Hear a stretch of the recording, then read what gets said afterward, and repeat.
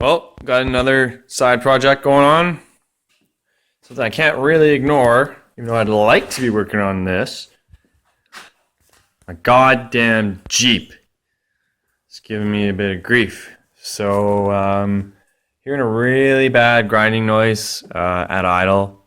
And long story short, I isolated it. It sounded like a bad bearing from one of these pulleys. So I pulled the belt off, and turns out, listen to this.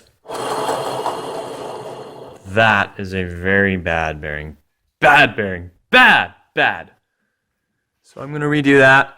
I'm going to take this off. Instead of replacing the whole clutch assembly, some guys even say like, oh, you have to replace the whole AC condenser. No, fuck that. I don't want to take those lines off. You don't want to crack them because then you have to get a whole bunch of AC work done, etc.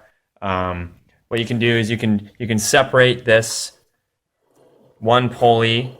It's the pulley and the stator coil that's inside / underneath it. So you can take this little plate off, and then you can pull this off. And I don't have a pulley puller, so I'm just gonna try and stick some wedges back here and see if I can wedge it off enough just to pop it off. We'll see. I'm having a really hard time finding the bearing too without ordering it online because I need this back like today. So I'm gonna work on that. Okay guys, I've finally got this thing off. There it is. There's the inside. And I'm gonna give you a quick demo. Oh, I gotta prop this. Check. There's that rag again I was telling you about. Sickest rags. Okay. So yeah, this guy is in real rough shape. You can see there's like, maybe not on this side. On this side, there's a couple spots. It's full of, like, I blasted with PB Blaster to help get this off, but can't really tell anymore. But listen to this. This is in really bad shape. It's a really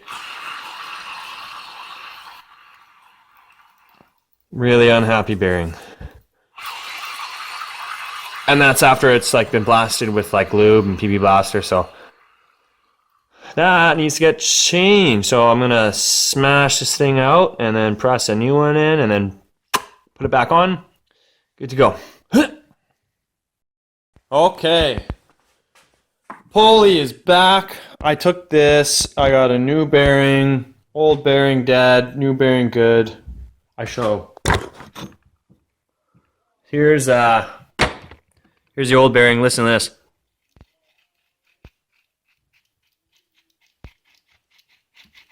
Yuck! Garbage!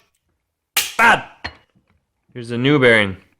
Nice, smooth. Listen. Not a peep. Very, very nice. So something to mention with this guy is you see all these little beep, burp, beep, burp, burp, beep, burp. All those little nubs. Those, I guess from the factory, when they put the bearing in, they put a press on this and they made little detents. So these had little tabs that stuck out to, I guess, hold this bearing in. And that wasn't really very fair for the average Joe who doesn't have a shop. Because I got the bearing that, I got the bearing from the shop that sold. It was a bearing shop to press this in. And what they had to do was they had to take a little grinder and grind out all these little tabs. And yeah, so just a heads up for anyone that wants to put a new bearing in this application, that may come up. So I don't know if you can see these numbers. 35302190U. Anyways, it's 35 millimeters by 55 millimeters, 35 millimeters inner diameter, 55 millimeters outer diameter, and then the thickness is 20 millimeters. That's the size of this bearing. And it's an odd bearing. I went to Lordco, did not have it, could not cross-reference, nothing. They didn't have squat for this. This had to come. I got this from a DC motor bearing shop that did like service DC motors. Seems like an odd size. You can buy the pulley with the bearing in it, and then it comes with the the coil, this thing, the electromagnetic coil. You buy that as a kit for like 80, 90 bucks on eBay. This bearing itself, because I need it right away, I had to go to a shop to get this bearing alone was $70. So yeah. So anywho, I'm gonna press this back on. But the guys at the bearing shop gave me a quick tip. They said, hey, what you should do is heat that bearing up a little bit before you try and press it on. Put this over top of a heater, and then that way that'll make it expand like, you know, however many thousandths of a millimeter, just enough to really help you get that back on so you don't have to fight it. And what they recommended doing was take an iron, turn it upside down, and just leave that on top. And they said that will heat it up enough that it should really help out. So I'm going to do that because these bearings are rated for like a couple hundred degrees. They said that shouldn't be a problem. So I'm going to leave that on there for like 15 minutes or I don't know, for a little while till it's heated up. Probably just work on this bitch for a bit.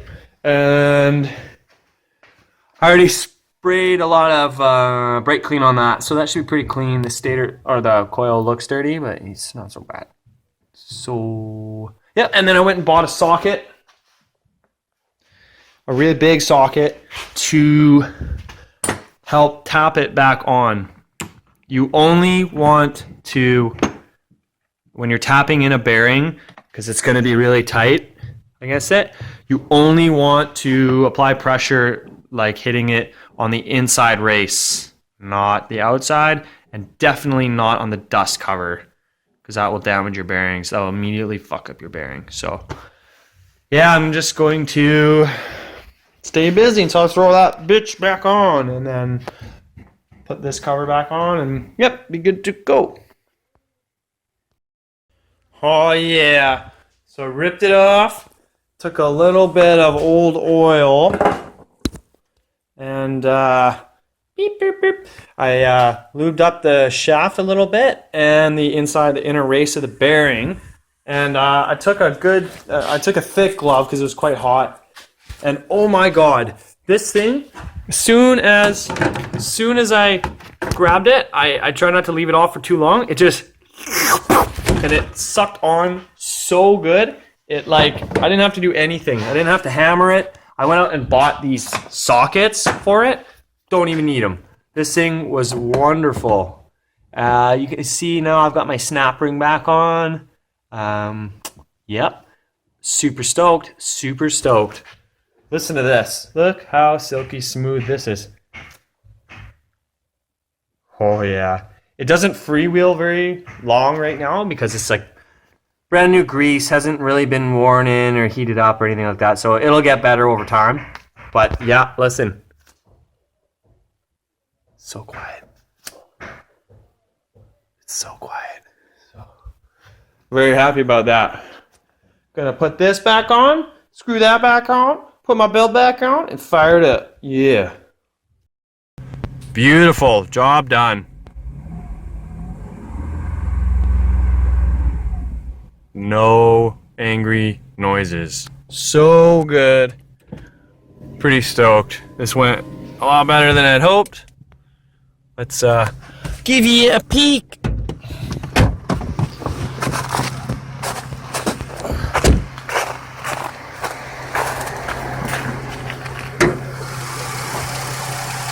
There it is. It's all put back together. You don't want to tighten that nut too much. I think it's only like 15 foot-pounds or something like that, because when you got your AC mode on, you want that thing to be able to freely spin. But you don't want to have it too loose, for obvious reasons. So, put that on an AC mode. There you go. So you need it to engage, but you don't want it to go too crazy. There, perfect. Nice and smooth. Awesome. Pretty stoked.